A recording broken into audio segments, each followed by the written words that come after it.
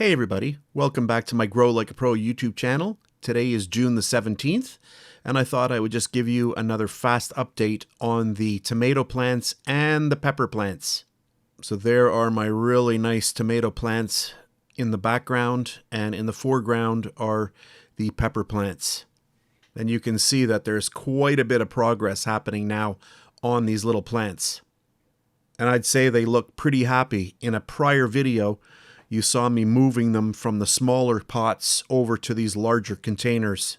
So at this point, I'm going to keep the pepper plants in those containers because the plants themselves are much smaller than the containers, so they still have a lot of room to be able to grow.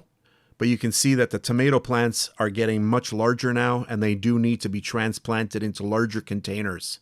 So that's it for this really fast video. I hope you enjoyed it. If you want to see how I started all of these plants off, you can check prior videos where I start them off from seeds.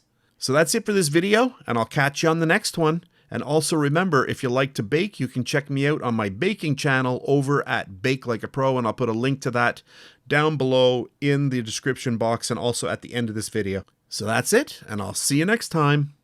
If you made it this far, thanks very much for watching.